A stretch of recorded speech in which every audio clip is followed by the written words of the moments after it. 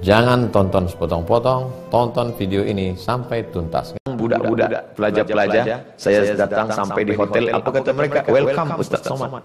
Apa awak pakai welcome? Well, baik, come datang. Baiknya waktu datang, waktu balik. Apa tak guna Assalamualaikum warahmatullahi wabarakatuh. Dan salam tidak hanya untuk orang hidup, untuk orang mati pun kita ucap salam. Maka kata Aisyah radhiyallahu anha, pesan Nabi, wahai Aisyah, bila engkau lalu di makam Baqi', ini Masjid Nabawi, sebelah kiri makam Baqi', bila lalu makam Baqi' jangan diam saja, ucapkanlah salam. Assalamualaikum ya ahlal diyar minal mu'minin wa inna insyaallah bikum lahiqun yarhamullahu mustaqdimin wal mustakhirin nas'alullah lana wa lakumul afiyah. Oh, panjang Ustaz, ya. Tapi kami biasa diajar pendek saja. Apa dia? Assalamualaikum ya ahlal kubur. Okeylah, daripada tidak sama sekali. Cari salam pada penghuni kubur, cari di internet, hafaz ulang-ulang balik. Assalamualaikum ya ahlal diyar minal mu'minin wa inna insyaallah bikum lahiqun yarhamullahu mustaqdimin wal mustakhirin nas'alullah lana wa lakumul afiyah. Apa makna salam pada orang mati? Dia sudah mati, dia makan cacing tanah. Selamat engkau dari azab kubur. Selamat engkau pada titian shiratal mustaqim. Selamat engkau dari azab Allah. Selamat engkau masuk ke dalam surga Allah. Tak putus hubungan kita walaupun sudah berbada di alam yang berbeza. Dia di alam barzakh, kita di alam dunia. Bainakuma barzakhul la yabghiyan. Di antara kedua alam ini ada pemisah. Dia tidak disebut dunia kerana dia sudah mati. Dia tidak disebut akhirat kerana dunia belum kiamat. Antara dunia dengan akhirat ada pemisah. Itulah dia alam barzakh. Maka salam dibagi kepada 3 bahagian. Salam yang pertama wajib dijawab. Semua menjawab salam. Itulah salam saya pertama di awal tazkirah tadi. Semua menjawab. Salam yang kedua tak boleh dijawab. Nanti salam imam sembahyang asar. Assalamualaikum warahmatullahi. Itu tak boleh kita jawab. Yang kita jawab waalaikumsalam tuan imam. Salam yang ketiga, kita tak ingin mendengar jawabannya. Bila kita balik tengah malam, lalu di perkuburan Muslim, kita salam, Assalamualaikum ya ahlal kubur. Kita tak ingin mendengar jawaban. Sebab bila dia jawab, Waalaikumsalam, kita pun tak sampai balik ke rumah. Silap-silap kita ikut dengan mereka sekalian. Oleh sebab itu, maka salam ini. Ala adullukum, maukah kamu aku tunjukkan suatu amal yang ringan sahaja, tapi bila kamu ucap, kamu akan berkasih sayang. Apa dia? Afshus salam. Dan tebarkanlah salam. Itu hanya ada dalam kita. La tabda'ul yahuda wan nasara bisalam. Kamu tidak boleh mengucapkan salam kepada Yahudi dan Nasrani. Mengapa tidak boleh? Kerana mereka tidak mendapatkan keselamatan dari api neraka. Jadi bila ada kawan sahabat jiran kita berkata, apa awak tak ucapkan salam pada saya? Saya mau ucapkan salam pada kamu, tapi bila kamu mahu ada sebutkan syarat. Apa syaratnya? Sebutlah password. Asyhadu an la ilaha illallah wa asyhadu anna Muhammadan Rasulullah. Maka kamu boleh menerima salam ini. Tapi bila tidak, maka kamu tak mendapatkan keselamatan. Maka selalu kita minta pada Allah, Allahumma inna nas'aluka salamatan fiddin, keselamatan dalam agama. Makna keselamatan dalam agama, memilih agama yang diturunkan Allah. Inna dina indallahil Islam. Idza da'aka fa'ajibhu. Bila dia buat jemputan, fa'ajib, datang. Paling tidak selama hidup ada 3 jemputan. Jemputan akikah, jemputan walimah, jemputan takziah. 3-3 ini datang. Saya kalau jemputan walimah saya datang Ustaz. Kalau jemputan takziah, terima kasihlah. Oh, kita tetap datang. Di zaman syahidal janazah, sesiapa yang menyaksikan jenazah, lahu qirat. Sampai salat jenazah dia ikut. Satu qirat dapat. Wa man syahidal janazah hatta tusalla 'alaiha. Siapa yang menyaksikan jenazah hingga salat jenazah, lahu qiratan. Ia mendapat 2 qirat. Apa 2 qirat itu? Kata Nabi, mithlul jabalainil azimaini, seperti 2 bukit Uhud yang besar. Maka datang. Siapapun yang mengundang datang. Jiran ini kita bagi 2. Wal jari dzil qurba, jiran tetangga tapi ada hubungan kerabat. Wal jaril junubi, jiran tetangga tapi tidak ada hubungan kerabat. Bila ada hubungan kerabat dekat, tapi ada yang kurang dekat, maka kita datang. Bukan kerana kaya. Bila kaya kita datang. Bila susah kita tak datang. Bila dia ada kuasa kita datang. Bila dia rakyat jelata kita tak datang. Sebab bila kita mati, maka doa yang paling dekat adalah orang-orang yang berada di persekitaran kita. Inilah sahabat kita. Kata Imam Sufyan Ats-Tsauri, 40 rumah di hadapan, 40 rumah di belakang, 40 rumah di kanan, 40 rumah di kiri. Sebab rumah orang dulu di bawah. Mungkin zaman sekarang di Kuala Lumpur 40 rumah ke atas, 40 ke bawah. Itu juga adalah sahabat-sahabat kita. Bagaimana bila dia non-muslim? Dia tidak muslim, tak seakidah dengan kita. Dia adalah saudaramu dalam satu kemanusiaan. Walaupun engkau bukan saudaraku dalam satu akidah keyakinan, tapi mungkin engkau saudaraku dalam satu kemanusiaan. Sama-sama hamba Allah. Suatu ketika sakitlah Imam Al-Hasan Al-Basri. Nabi punya sahabat bernama Abdullah bin Abbas. Abdullah bin Abbas punya murid, di antaranya Imam Al-Hasan Al-Basri. Sakit dia. Rumah dia di bawah. Di atas ini rumah Kristen Ortodok. Maka manakala sakit Imam Al-Hasan Basri, tamunya datang. Assalamualaikum. Jika assalamualaikum alul kitab, kalau alul kitab mengucapkan salam kepada kamu, jawablah waalaikum. Tidak waalaikumsalam, waalaikum. Imam Hasan Basri, mana Hasan Basri? Dia dalam bilik. Kenapa dia tak duduk sini? Sebab dia sakit. Lalu tamu yang Kristen tadi masuk ke dalam. Dia tengok Imam Hasan Basri, engkau sakit Hasan? Ya.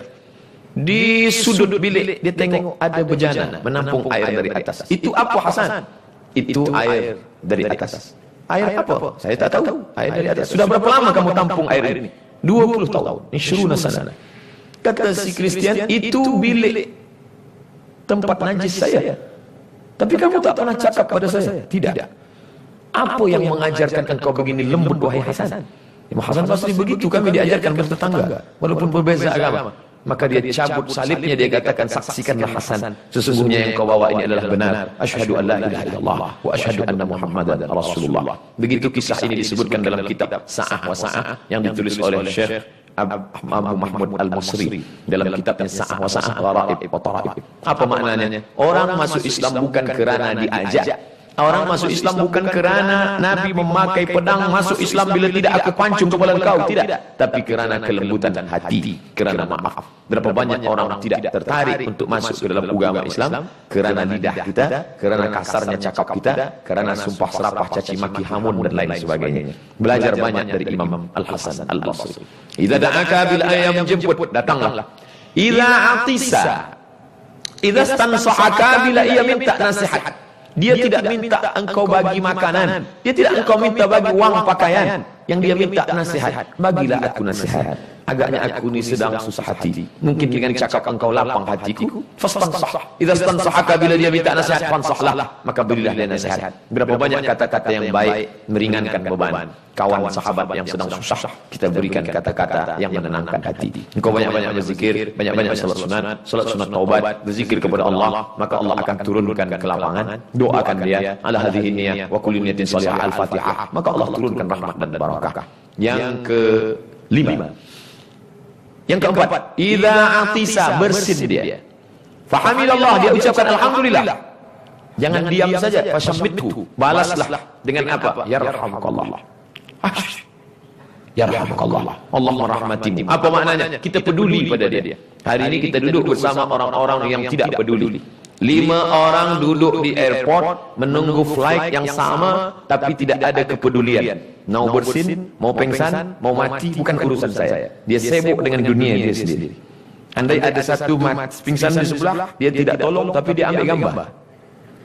Ada orang pingsan di sebelah saya. Siapa yang suka, like and share.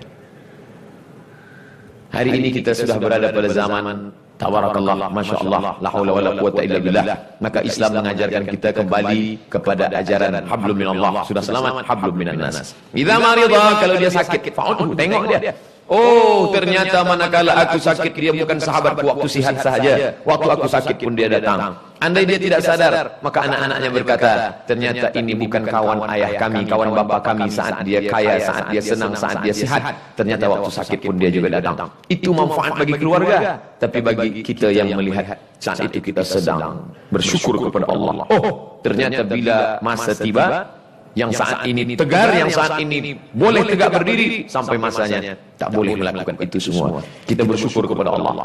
Tapi syukur itu tidak boleh kita ucapkan kuat. Jangan masa kita tengok orang sakit kita, alhamdulillah, aku tak macamnya. Jangan. Dan itu sakit hati dia. Kita bacakan doa, ya Syafi, wahai yang maha menyembuhkan. Ya Kafi, wahai yang mencukupkan. Ya Mu'afi, yang maha menyehatkan. Ishfi mardana, sembuhkan saudara kami yang sakit. Syifaan ajilan, kesembuhan yang bersegera cepat. La yughadiru saqaman, tidak akan kumat, tidak akan kambuh untuk selamanya. Maka doa kita itu melapangkan dia. Idza mata, kalau dia mati, fattabi'hu, iringkan jenazahnya.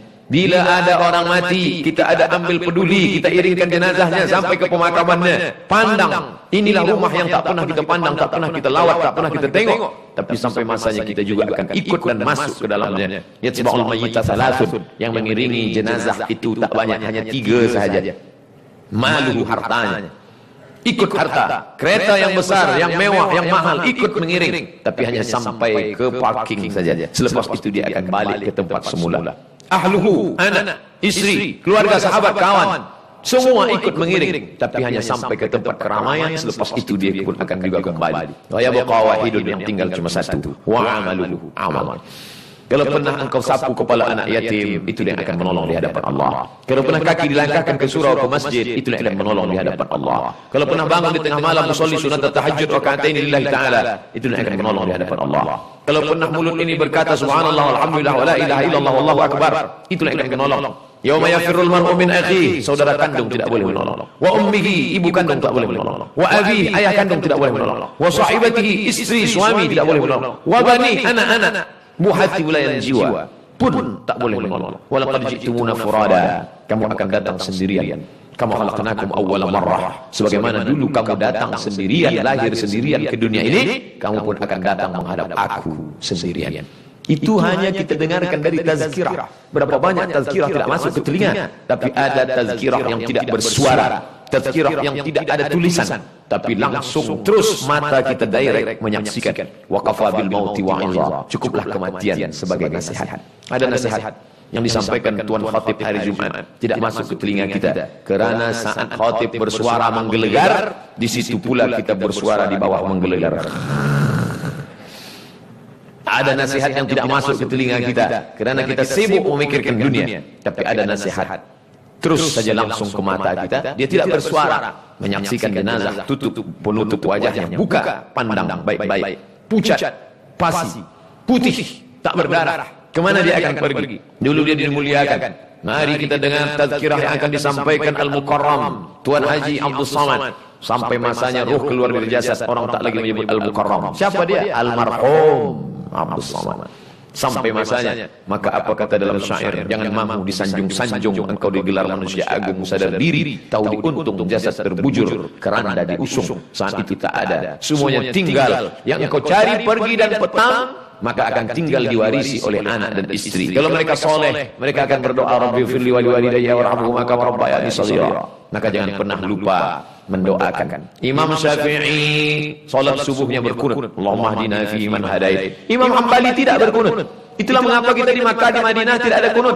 Ustaz Somad, mengapa kami di Masjidil Haram, Masjid Nabawi tak ada kunut? Kerana Saudi Arabia bermazhab Hambali, yang sekarang Raja Salman bin Abdul Aziz. Raja pertamanya ayah dia Abdul Aziz. Salman menggantikan saudara kandung dia bernama Abdullah bin Abdul Aziz, menggantikan saudaranya bernama Fahad bin Abdul Aziz, menggantikan saudaranya bernama Khalid bin Abdul Aziz, menggantikan saudaranya bernama itulah dia Faisal bin Abdul Aziz, menggantikan saudaranya bernama itulah dia Su'ad bin Abdul Aziz, menggantikan ayah mereka yaitu King Abdul Aziz. Mereka ini bermazhab Hambali.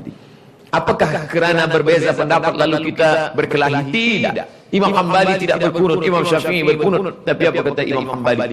Da'autu li Syafi'i fi salati 40 sanah. Aku mendoakan Syafi'i dalam sembahyangku 40 tahun.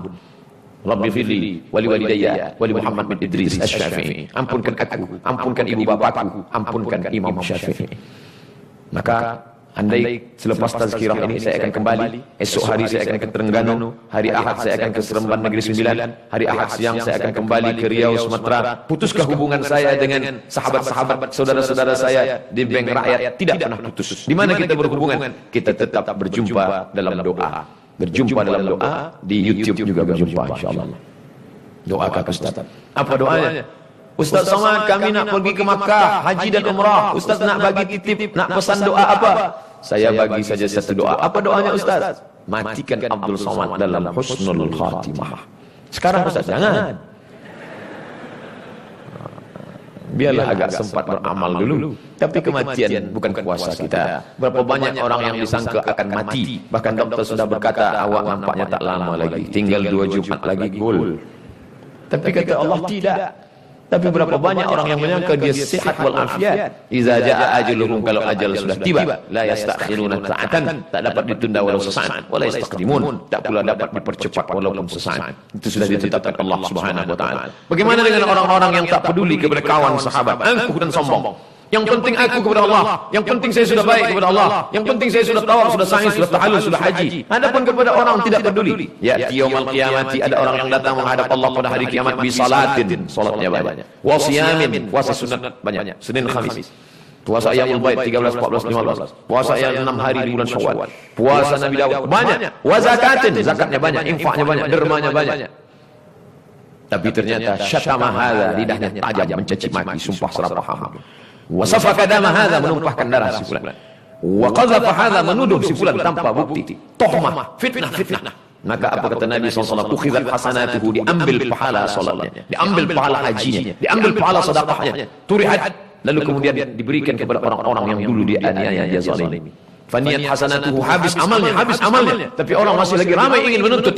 Ukhidhat khatayahum, diambil dosa mereka. Summa turihat ilaihi, dicampakkan kepada dia. Summa turihat finnar, lalu dia dicampakkan ke dalam api neraka jahanam. Inilah orang yang masuk neraka bukan kerana berzina. Inilah orang masuk neraka bukan kerana rasuah. Mereka masuk ke dalam neraka Allah kerana tidak menjalin hubungan hablum minan nas. Oleh sebab itu saya biasa di akhir tazkirah, puan-puan sekalian, bila ada kata tak berkenan di hati, maafkan saya. Maukah tuan-tuan maafkan saya? Mahu. Semua berkata maaf. Itulah cara minta maaf kepada orang banyak, daripada kita salam satu-satu. Mohon maaf. Maka jamaah haji juga begitu. Bila dia nak berangkat ke tanah suci, dia kumpulkan semua jiran, tetangga, sahabat, kerabat, lalu dia bagi makan. Lepas makan, minum. Lepas itu, makan buah-buah, makan kuih-kuih. Selepas itu baru dia tanya, saya selama ini banyak silap salah. Maukah Tuhan memaafkan saya? Tentu orang dah kenyang. Mau. Begitulah cara kita meminta maaf. Tapi ada sesuatu yang tidak boleh kita beri dengan maaf, tapi mesti kita bayar. Apa dia? Dain, hutang. Oleh sebab itu ayat yang paling panjang dalam Al-Quran bukan ayat tentang surga, bukan ayat tentang neraka, bukan ayat tentang puasa, tapi ayat yang paling panjang Al-Baqarah 282. Ya ayyuhalladzina amanu, hai orang beriman, idza tadayantum bidainin ila ajalin musamma, bila kamu ada hutang piutang sampai batas terhad tertentu, faktubuh, tulis. Kenapa ditulis? Kerana orang lupa. Memanglah manusia ini pelupa, sebab dia diambil dari kata nasia, lupa. Banyak orang lupa, tapi yang paling banyak membuat lupa adalah hutang. Bila awak bayar, adakah saya ada hutang? Lupa. Ada orang mati syahid. Mati syahid tidak terkena azab kubur. Orang mati syahid tidak akan terkena hisab. Orang mati syahid tidak akan terasa sakitnya sakaratul maut. Sakaratul maut dia tak terasa, azab kubur dia tidak kena, hisab pun dia tidak. Tapi ada satu ilat lain kecuali hutang. Oleh sebab itu maka hubungan kita sesama manusia mesti baik. Maka tajuk siang ini, Masya Allah, Tabarakallah, yaitu tentang masalah hablum minallah, hablum minan nas. Saya bagi dua, 30 minit hablum minallah, 30 minit hablum minan nas. 30 minit pula berikutnya soal jawab. Saya mula tadi pukul 3.10, sekarang pukul 4.10. Terima kasih segala perhatian. Ternyata di Bank Rakyat ini cepat waktu berlalu. Bila ada soalan dalam bentuk tulisan kertas, saya akan jawab insya-Allah yang boleh saya jawab. Bila saya tak tahu jawabannya, kertas ini akan saya bawa kembali ke Riau. Saya akan tuliskan jawaban di blog www.somatmorocco.blogspot.com. Untuk banyak soal jawab lebih kurang 200, itulah yang banyak dibuat dalam satu buku, boleh di-download di Play Store. 37 masalah popular, 99 soal jawab sembahyang, 33 soal jawab akikah, 30 soal jawab Ramadan terkait masalah khilafiyah. Sebab saya tak ingin rosak hubungan sesama muslim disebabkan oleh masalah khilafiyah, masalah ushuli, masalah kunun, masalah tahlil arwah, masalah talqin, masalah baca Fatihah untuk orang mati, masalah sebab banyak beban kita yang lebih besar daripada khilafiyah. Mudah-mudahan ada manfaatnya. Yang baik datang daripada Allah SWT, yang tak baik dari hamba Allah yang dhaif. Assalamualaikum warahmatullahi wabarakatuh.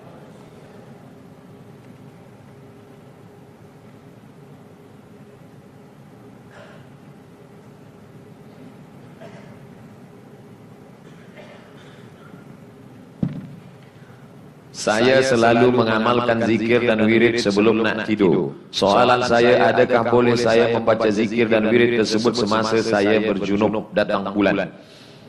Terima kasih, syukran, jazakumullah khairan.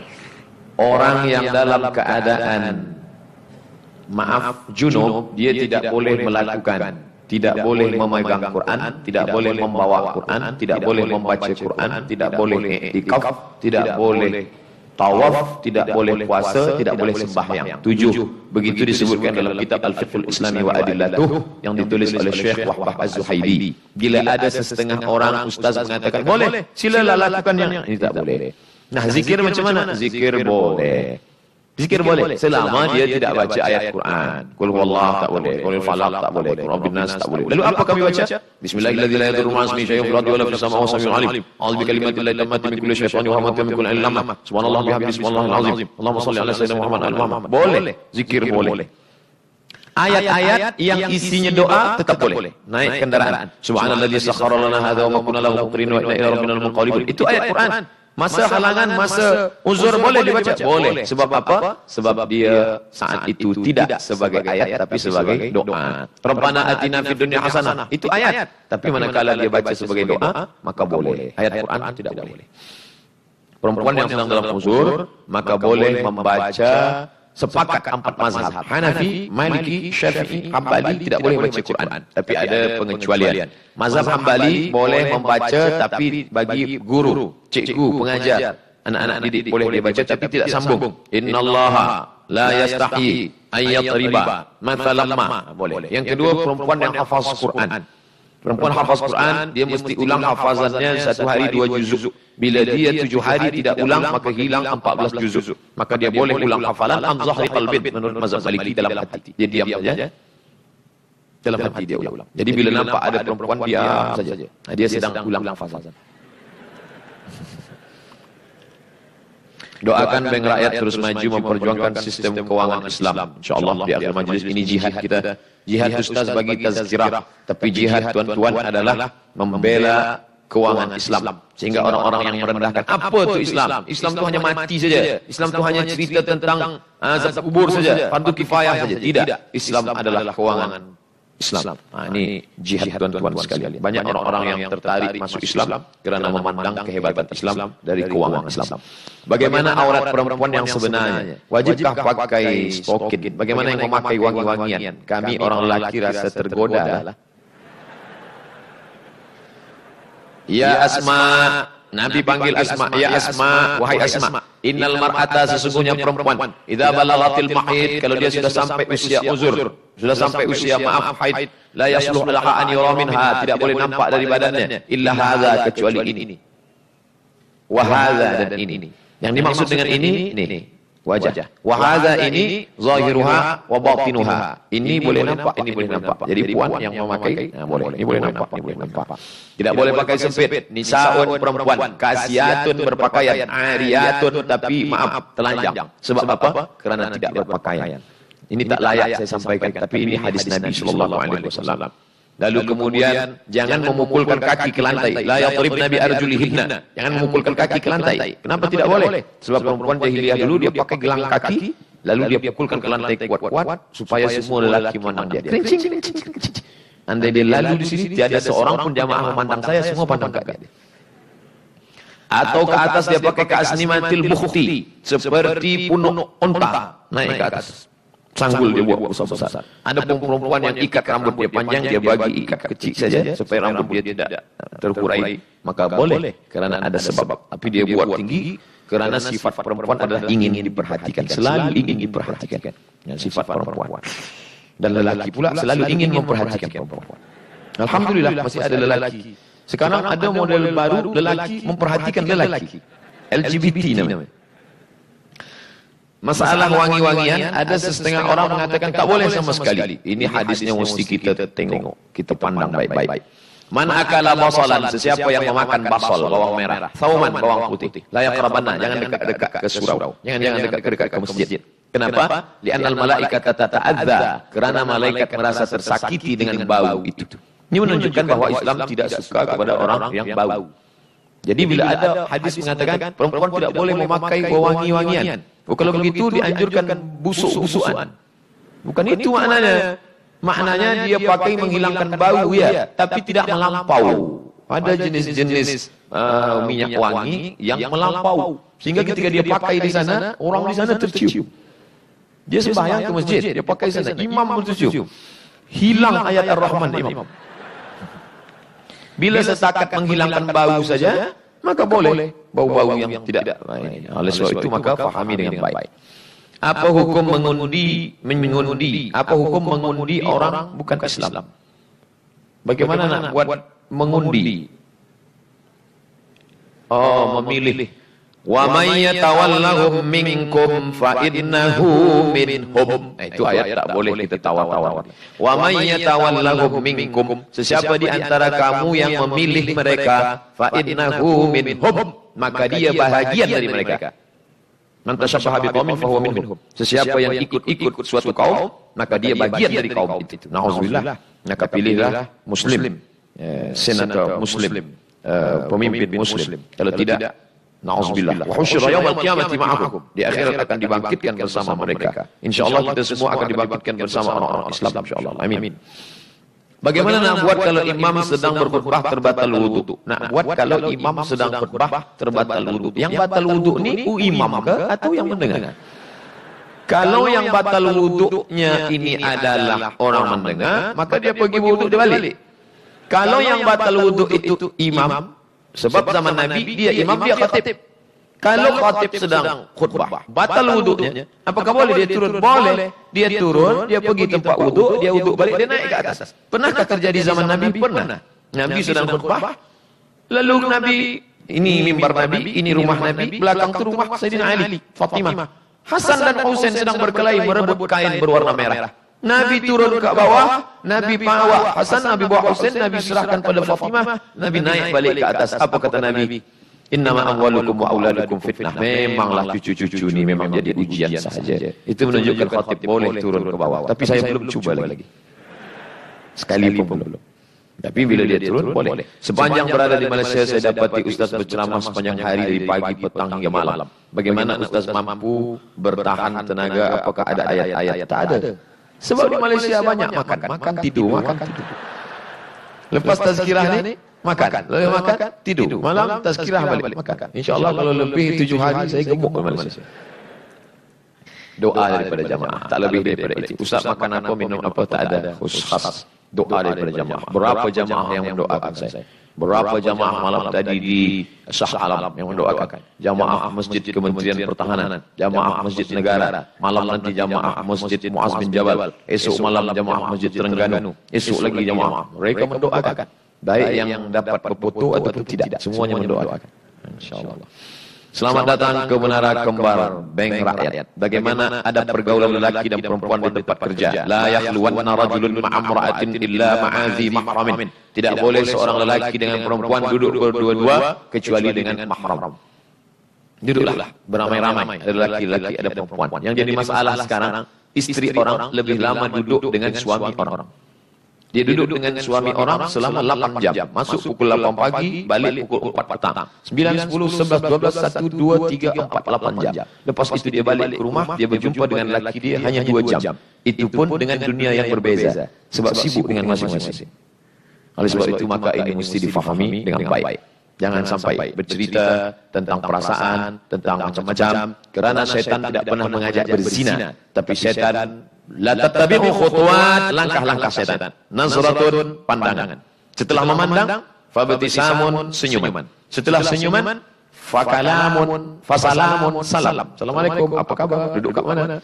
Fakalamun, bicara. Famawa'idun, janji. Faliqa'un, pertemuan. 6 langkah-langkah syaitan. Sebab itu kita tetap jaga. Tetap bekerja, tetap beraktiviti. Itulah makna zikir. Bila perempuan, kadang kita diam, perempuan yang pula ajak kita. Apa kabar macam mana? Subhanallah. Thank you Ustaz, welcome. Datang lagi ke Menara Kembar Bank Rakyat, InsyaAllah. Saya ke Malaysia setahun sekali, bulan Februari tahun 2019. Semoga Ustaz sentiasa diberi kesihatan. Amin. Apa hukum baca surah sajadah pada subuh pagi Jumat? Separuh-separuh. Hadis tentang membaca rakaat pertama Alif Lam Mim Tanzil sajadah. Yang rakaat kedua Hal ata 'alal insani hinum minad dahri lam yakun syai'an madhkura. Sahih. Boleh tengok buku saya 99 soal jawab salat. Download free di Play Store. Hadisnya sahih. Bagaimana bila dia tidak hafaz? Dia baca setengah. Boleh. Apa salah? Tapi tentulah tidak lengkap sempurna seperti orang-orang. Bagaimana bila dia tidak baca itu? Dia baca ayat lain. Sah. Dia tak baca ayat. Sah juga. Sebab yang rukun itu Al-Fatihah. La salata liman lam yaqra' bi Fatihatil Kitab. Ghairil maghdubi 'alaihim waladdallin. Amin. Allahu akbar. Sah. Lepas sembahyang kita tanya, apa awak tak baca ayat? Aku baru masuk Islam. Awak yang dah lama Islam, apa tak datang tempat surau? Bukankah sunnah Rasulullah pada subuh pagi Jumat membaca surah Sajadah dan surah Al-Insan bagi yang mampu? Bagi yang tak mampu macam mana? Dia baru hafal setengah. Kenapa awak baca setengah? Saya baru hafal setengah. Awak, saya belum mulai lagi. Ternyata dia sudah mulai. Dia sedang dalam masa usaha untuk berbuat baik. Ustaz, akhir-akhir ini kita dibudayakan dengan majlis selawat dan kecintaan kepada Rasulullah SAW. Kadang-kadang sehingga selawat itu lebih dari berzikir kepada Allah. Mohon penjelasan Ustaz, adakah kita dibolehkan mengagungkan Rasulullah mengatasi Allah? Bagaimana membezakan antara cinta di antara Allah dan Rasulullah? Qul in kuntum tuhibbunallah. Kalau memang kamu cinta kepada Allah, fattabi'uni, ikuti aku. Maka sebenarnya mencintai Rasulullah, kita juga sedang mencintai Allah. Tapi jangan kata Allah masuk dalam diri Rasulullah. Nauzubillah. Kita boleh akidah rosak. Allahumma salli ala sayyidina Muhammad wa ala Muhammad. Allahumma salli ala sayyidina Muhammad. Salawat itu juga zikir dengan Allah. Kerana di dalam kalimat itu ada Allah. Kalimatnya ada sallallahu ala. Allahumma salli. Kita minta kepada Allah untuk Nabi Muhammad sallallahu alaihi wasallam. Jadi bila kita ikut Rasulullah, kita sebenarnya sedang ikut Allah. Kerana apa?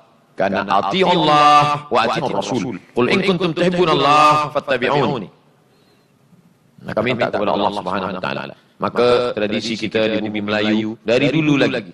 Masa anak lahir ada baca barzanji. Isi barzanji itu juga menyebut Rasulullah. Abtadi'ul imla bismidzatil aliyah. Nampaknya seperti salawat, tapi sebenarnya di dalamnya adalah abtadi'ul imla, aku mulakan yang hampa ini bismidzatil aliyah dengan menyebut nama Allah. Maka di dalam salawat-salawat itu juga adalah ada Allah SWT. Sama seperti bila ada membaca salawat Qur'an, Maulaya salli wa sallim daiman abada. Maulaya, ya Allah, wahai penolongku ya Allah, salli wa sallim ala habibika. Salawat dan salam untuk nabimu. Maka siapa yang mengingat Nabi Muhammad, dia mengingat Allah. Kerana dalam ingatannya kepada Muhammad ada doa kepada Allah Subhanahu wa taala. Boleh saya tahu nama penuh Ustaz? Nama saya Abdul Somad, tapi dalam tulisan Abdul Somad kerana transliterasi dari Inggris Abdul Somad. Kenapa ada LC? Dulu dipanggil Ustaz saja, Ustaz Abdul Somad. Tapi nama Ustaz kadang dipakai semua. Orang tukang jual ubat pun Ustaz juga. Jadi untuk membezakan mana Ustaz bagi tazkirah dengan Ustaz ubat dan mencabut jin hantu, maka dibuat ujung LC. LC dari kata lesen. Dari Al-Azhar, ijazah. Orang ini sudah diberi lesen ijazah daripada Al-Azhar University, MA, Master of Art dari Maghribi. Oh, Ustaz nak tunjukkan tidak, supaya orang boleh bezakan. Sebab saya pernah dipanggil orang untuk mengusir hantu. Dia sangka Ustaz, ternyata Ustaz ni ada spesialisasi. Ini saya bukan bahagian saya bahagian tazkirah. Oh, macam itu. Sahkah azan dalam keadaan berjunub? Azan tidak disyariatkan mesti dalam keadaan suci dari hadas besar dan kecil. Maka bila ada muazzin, azan. Lepas azan kita tanya, awak nak ke mana? Saya nak wudu. Tadi tak ada, saya jaga dia tidur, masuk waktu saya azan. Maka azan sah. Tapi masalah dia junub masuk ke dalam masjid, ini masalah. Hadas kecil tak apa, hadas besar dia bermasalah kerana azan dalam masjid. Nah, ini. Oleh sebab itu maka dia mandi bersih baru dia azan.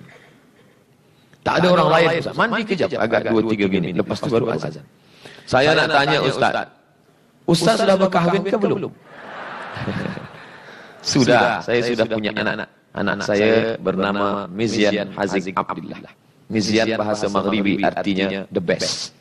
Hazik artinya berilmu. Saya ingin anak saya itu baik dan berilmu. Abdillah, tapi dia tetaplah hamba Allah. Jangan menjadi hamba harta, jangan menjadi hamba syaitan, tapi menjadi hamba Allah. Nama adalah doa. Nama yang paling baik adalah nama yang disandingkan dengan nama Allah. Abdullah, Abdurrahman, Abdurrahim, Abdussamad. Apa hukum suami ambil duit istri, mencuri?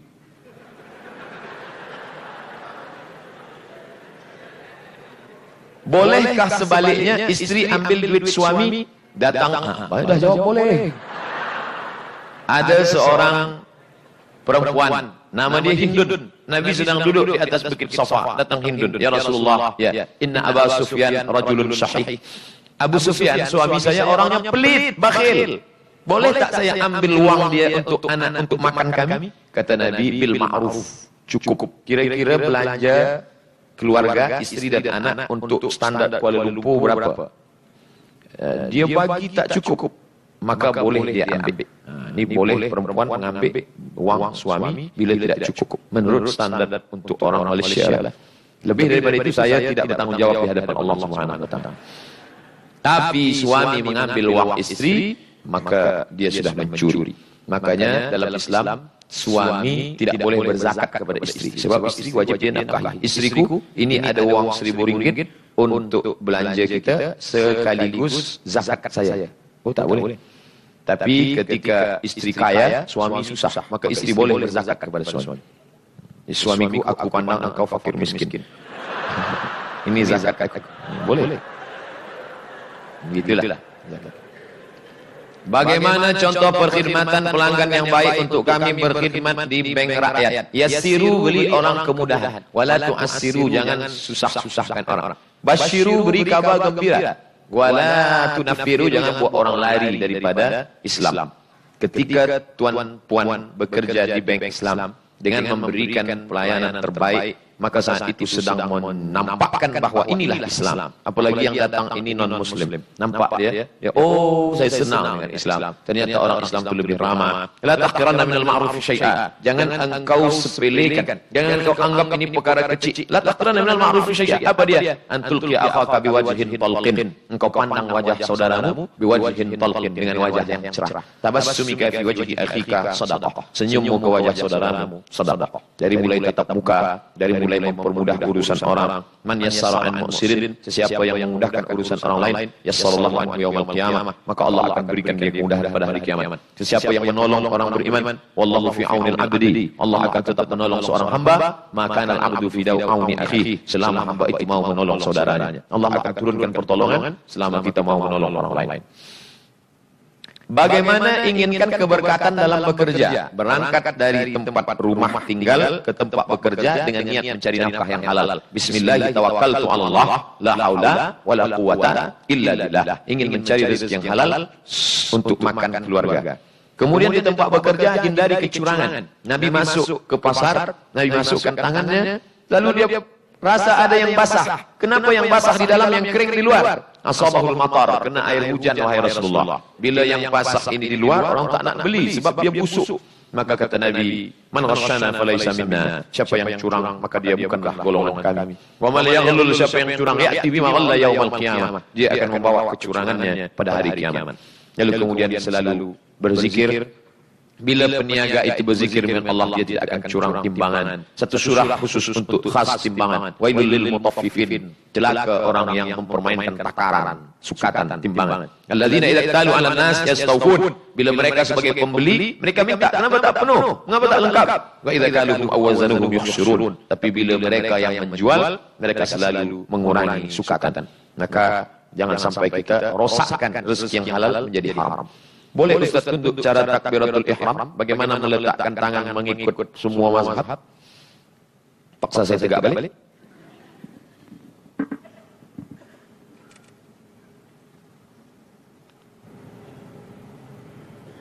Cara angkat tangan takbiratul ihram hanya dua hadis sahaja. Pertama, la yatajawaz, tidak melampau uzunaini, dua telinga. Allahu Akbar, dua telinga, dia agak-agak dua telinga. Allahu Akbar. Yang kedua, baina mangkibaihi, Allahu Akbar. Nanti bila nampak ada orang sembahyang, Allahu Akbar. atau telinga. Allah. Yang tak ada dalilnya Allah. Ini tak ada mazhab. Hanya dua saja, telinga. Ustaz pakai yang mana? Saya pakai telinga. Allahu Akbar. Bagi perempuan lebih tertutup lebih baik. Antara telinga dengan bahu, mana yang tertutup? Bahu, maka perempuan bahu. Allahu Akbar. Lebih baik. Ini tentang mengangkat tangan. Bagaimana meletakkan tangan? Mengikut semua mazhab. Mazhab Syafi'i yang saya amalkan dulu. Mazhab Syafi'i. Mazhab Syafi'i di bawah dada, di atas pusat. Allahu Akbar. Di bawah dada, di atas pusat. Allahu Akbar. Mazhab Syafi'i yang kedua, mazhab Syafi'i ada dua. Di atas jantung. Allahu Akbar. Riwayat yang dipakai Ibnu Khuzaimah. Disebutkan oleh Syekh Wahbah Zuhaili dalam Al-Fiqhul Islami wal Adab. Nanti bila nampak ada Allahu Akbar. Ustaz pernah tak buat ini? Pernah. Bila? Waktu jamaah ramai betul. Bila saya buat begini, tersiksa. Maka saya buat begini. Oh, baru saya faham. Itu maknanya. Kedua, mazhab Hanafi dan Hambali di bawah pusat. Allahu Akbar. Di bawah pusat. Cuba tonton filem Muhammad Al-Fatih. Muhammad Al-Fatih masa dia pimpin sembahyang di Konstantinopel. Allahu Akbar. Kenapa? Sebab mazhab Hanafi di bawah pusat. Muhammad Al-Fatih Turki, mazhabnya Hanafi. Mazhab Maliki dua, di atas pusat tepat. Allahu Akbar. Yang kedua, adamul qabdi, lepas ke bawah. Allahu Akbar. Cuba tengok Raja Maghribi Muhammad VI. Raja Maghribi Muhammad VI, ayah dia Hasan II sama. Coba tulis di YouTube Muhammad VI salat. Nampak Allahu Akbar. Sebab dia mazhab Maliki dua. Yang terakhir, sifat salat Nabi, buku Albani. Buku ini bestseller, sifat salat Nabi, tepat di atas dada. Allahu Akbar. Jadi kalau gitu kita urutkan semuanya ada 6. 1, 2, 3, 4, 5, 6. 1, 2, 3, 4, 5, 6. Tapi jangan buat ke 6-6-nya. Saya tak ingin lepas ini tuan-tuan cuba semua. Allahu Akbar. Allahu Akbar. Walaupun saya di Maghribi 2 tahun, belum pernah saya buat di masjid dekat rumah saya. Allahu Akbar. Saya tetap pakai mazhab Syafi'i. Kenapa saya sebutkan ini, yang ke-6 ini, supaya kita jangan salahkan orang, sebab mereka semua. Kenapa banyak? Betul. Kerana Nabi melaksanakan hadis. Nabi salat beberapa kali dan hadis banyak sekali. Imam ini pakai yang hadis ini, imam ini pakai yang hadis ini, imam ini pakai hadis ini, imam ini pakai hadis ini. Hadis banyak sekali. Nah, ini tentang masalah letak tangan. Kita musafir, tapi kita berhenti solat Jumat. Solat asar tu boleh jamak qasar tak? Jarang-jarang bermusafir hari Jumat. Mazhab Hambali mengatakan solat Jumat itu adalah solat yang berdiri sendiri, mustaqillah, ibadatun mustaqillah. Dia tidak boleh dijamak dengan asar, sebab dia bukan zuhur. Nanti bila ada ustaz berkata, tidak boleh dijamak salat Jumat dengan asar. Jamak yang boleh dijamak itu zuhur dengan asar. Itu dia pakai pendapat mazhab Hambali. Saya baca pendapat Syekh Ibnu Utsaimin, ulama Saudi Arabia, dari Qasim, mazhabnya Hambali. Kata dia tak boleh. Salat saja Jumat, nanti asar jamak qasar. Tapi dalam mazhab Syafi'i boleh. Salat Jumat dengan niat jamak qasar dengan asar, nanti selepas solat Jumat salam tegak lagi, solat asar 2 rakaat jamak qasar jamak maghrib. Kenapa boleh? Kerana solat Jumat itu pengganti zuhur. Bila penggantinya, bila yang digantikan boleh dijamak, maka yang menggantikan pun boleh. Di situ perbezaan mazhab Syafi'i dengan Hambali tentang masalah Jumat. Hambali berkata solat Jumat itu ibadah tersendiri, sedangkan Syafi'i berkata solat Jumat itu pengganti solat zuhur. 2 rakaatnya mana? Mendengarkan khutbah. Duduk di kampung 5 hari, boleh atau tidak? Dapat 3 hari jamak qasar. Jamak qasar 4 hari 4 malam. Tidak dihitung kira datang dan pulang. Isnin, Selasa, Rabu, Khamis, 4 hari 4 malam. Jumat tidak dihitung kira datang dan pulang. Bila payah susah menghitung 4 hari 4 malam, hitung 20 kali sembahyang. Subuh, zuhur, asar, maghrib, isya. Subuh, zuhur, asar, maghrib, isya. Subuh, zuhur, asar, maghrib, isya. Subuh, zuhur, asar, maghrib, isya. Yang ke-21, maka dia tidak lagi jamak qasar. Sudah muqim. Begitu dalam fiqhul Islami wa adilat. Boleh menerima derma untuk masjid surau atau makan dan minum bank yang bukan syariah? Tak boleh. Maka tadi masa saya lalu saya pandang bank rakyat. Dalam hati saya, kenapa Pak Cik Razak bawa saya tazkirah di sini? Sedangkan dalam tazkirah saya berkali-kali saya kata kita tak boleh makan, tak boleh minum. Setelah sampai baru ini adalah bank syariah. Oh, inilah bank syariah yang tak menyebut, bank Islam yang tak menyebut dirinya Islam. Bank rakyat, tapi isinya Islam. Lebih baik botol khamar isi zam-zam daripada botol zam-zam isi khamar. Mengapa akhir-akhir ini sahaja ditubuhkan bank syariah? Jadi datuk nenek kita dahulu makan riba, datuk nenek kita tak ada bank. Bank ini sudah lama. Islamic Development Bank, Dubai Islamic Bank, Bank Faisal Islami dulu. Jadi oleh sebab itu maka bagi yang dulu tidak ada, maka darurat. Bila dia simpan di rumah, takut hilang. Bagaimana bila seorang Muslim duduk di suatu kawasan, tiada bank Islamic Bank. Maka di mana dia simpan wang? Dia letak ke bank konvensional. Lalu, tapi faidah bunga, dia tak boleh ambil. Lalu bagaimana? Dia tetap ambil, dia bagi untuk masalah ammah, untuk madrasah, sekolah Islam, untuk fakir miskin. Tapi niatnya bukan niat sedekah, mengembalikan uang umat kepada umat. Terakhir, Ustaz, akhir-akhir ini muncul pemahaman Salafi, Wahabi, selalu menyalahkan tata cara ibadah salat kita, kaki celana kita, janggut kita. Apakah pemahaman ini diberi bantuan kewangan dari Arab Saudi kerana masjid mereka bagus-bagus? Wallahu a'lam bishawab. Sampai sekarang saya belum pernah tanya, awak dapat bantuan ke apa tidak? Tapi yang jelas jamaahnya bersedekah banyak, mereka banyak duit bersedekah. Lalu jamaah manakala mereka buatkan malam sedekah, dia banyak duit. Wallahu a'lam bishawab. Yang jelas manhajuna manhajul bayan. Begitu kami diajarkan di Azhar University dulu. Saya kira Ustaz Hanafiah juga, kami dari Azhar, banyak sahabat-sahabat di Mesir, di Malaysia, daripada Kahirah. Kita diajarkan menjelaskan saja. Ustaz Somad, bagaimana dengan kaki celana? Apakah mesti dipotong atau tidak dipotong? Ma tahtal ka'baini finnar, di bawah mata kaki masuk neraka. Di bawah mata kaki celana, di bawah mata kaki kain, di bawah mata kaki jubah, di bawah mata kaki masuk neraka. Tapi ada hadis lain, man jarra thawbahu khuyala, berdosa kalau sombong. Kalau tidak sombong tidak apa-apa, kata Imam Syafi'i. Kalau tidak sombong tidak apa-apa, kata Imam Nawawi dalam Riyadhus Shalihin. Kalau tidak sombong tidak apa-apa, kata Imam Syaukani dalam Nailul Autar. Kalau tidak sombong tidak apa-apa, kata Imam Sun'ani dalam Subulus Salam. Kalau tidak sombong tidak apa-apa, kata Syekh Qardawi dalam Kaifana Ta'amal Ma'as Sunnah. Saya selalu menjelaskan saja. Saya tak katakan itu Ustaz tak betul, itu dia. Saya jelaskan saja supaya masyarakat faham. Tentang masalah janggut, saya sebutkan menurut mazhab Syafi'i. Mazhab Syafi'i tidak sepakat semua tentang janggut itu sunnah, wajib. Maka ada yang mengatakan sunnah. Saya sebutkan pendapat imam ini sunnah. Kalau berjanggut itu sunnah, maka mencukur janggut tidak haram. Karena lawan daripada sunnah adalah makruh. Tuan-tuan yang sudah berjanggut, sila berjanggut. Jangan mengejek yang tak berjanggut, jangan pula mengejek yang berjanggut. Aku tengok engkau ni macam kambing lah. Tentu yang berjanggut sakit hati. Bila aku kambing, kau anjing, kata dia. Bila sesama kita berkelahi, yang senang siapa? Siapa yang mengambil manfaat daripada perkelahian kita? Bila antara yang Muslim memotong kaki celana dengan yang tidak memotong berkelahi. Dulu bila jumpa tengok muka, apa khabar? Sekarang tengok kaki, dah potong atau tidak? Yang sudah potong jangan mengejek yang belum potong. Yang belum potong jangan ejek yang sudah potong. Ini nampaknya awak dah bertambah tinggi pula ni. Bila yang potong dengan tak potong berkelahi, yang potong kaki celana dengan yang tak gunting kaki celana berkelahi, yang tertawa yang tak bercelana. Mereka lah yang senang dengan perkelahian kita.